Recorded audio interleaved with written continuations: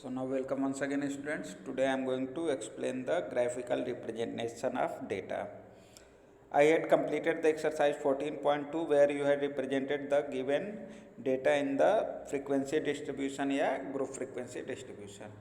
Now you need to represent the given data on the graph. So that is called the graphical representation of data. So you can represent the given data in the three graph like bar graph, histogram and frequency polygon. So these are the three types of graph which is given in your syllabus: bar graph, histogram and frequency polygon. So here I am going to explain first bar graphs. All of you had represented the given data on the bar graph in the class 8th also. So it is a pictorial representation of numerical data by number of bars. Yeah, you can say that number of rectangular boxes of uniform width. Each and every rectangular boxes having the uniform width with equal space between them. Each rectangular box having the equal gaps between them. So that is called the bar graph. Each bar represents only one value of the numerical data. Each and every rectangular box will represent the numerical data. The height of the rectangular box represents the frequency of the observation. It means highest frequency having the highest height of the rectangle also. Now you can follow the following points to keep in the mind to represent the bar graph. First one, the width of each and every rectangular boxes should be equal. If you are going to represent the data as a bar graph, so the width of the rectangular boxes should be equal. There should be equal gap between each consecutive rectangular boxes. Equal gap should be there between each and every rectangular boxes. So, and next one is bars. Yeah, rectangular boxes may be drawn either horizontal or vertical. So you can draw either horizontal or vertical, but generally vertical bars are going to be preferred. So that is the bar graph. In the when I will explain the question, there you will get it easily how to represent the bar graph. Here some examples are given. Here you can find two axes are there, x and y axis. So the vertical axis, that is the number of students is written, and on the horizontal axis month of birth is written. You can find that there are the rectangular boxes having the different height, but you can find that each and every rectangular box is having the equal width, and there are equal gaps between each and every consecutive rectangular boxes.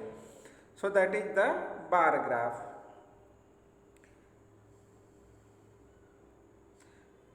Now here it is also, you can find a bar graph. Here values these are given. Expenditure is given on the y axis and x is given on the x axis, and you can find rectangular boxes are there. So that is the bar graph. All of you have represented the data on the bar graph in the class 8th also, so all of you are familiar with that. Now next one is histogram. So histogram, it is also the graphical representation of frequency distribution in the form of rectangles. Again, it is represented in the form of rectangle, but it is for the group frequency. Group frequency means like 0 to 5, 5 to 10, like that. When the data is represented in the group frequency, there you can draw the histogram. So in histogram there is no gap between any rectangles. You will find that each and every rectangular boxes will connected to each other. So there will be no any gap between the rectangular boxes. In the bar graph you found that there were the equal gap, but in the histogram there will be no any gap between the rectangular boxes. Each and every rectangular boxes will be connected to each other.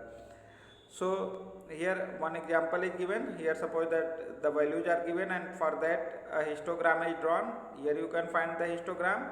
So here you are going to find that number of students and weight given, and here it is the histogram. You will find that each and every rectangular boxes are connected to each other. So that is the histogram, and it is for the group frequency. Here whatever the table is given, that is given 30.5 to 35.5, 35.5 to 40.5.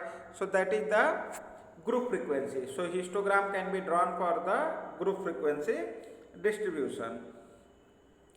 So if you are going to represent the histogram, the given value or the given table should be continuous. If it is discontinuous, then you need to convert that continuous.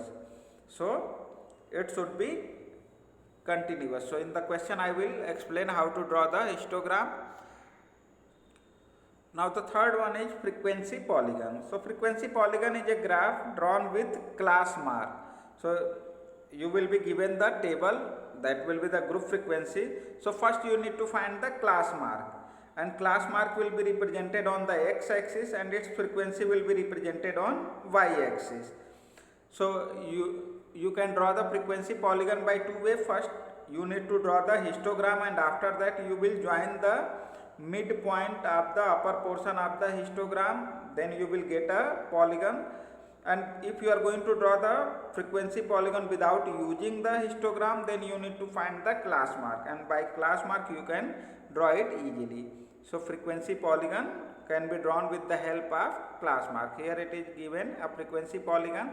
You are going to find that first histogram is drawn, and after that the midpoint of the upper portion of the rectangular boxes are taken and it is joined. So that is going to make a polygon. So that is called the frequency polygon. Here another frequency polygon is there with the help of histogram, and you can draw the frequency polygon without using the histogram also. Here it is a frequency polygon where class mark is used. So that is the frequency polygon. Here you will get a polygon. So questions are related to these three graphs. So there you will, when I will explain the question, there you will get it easily how to draw these type of graph. So these are the different graphs in your syllabus.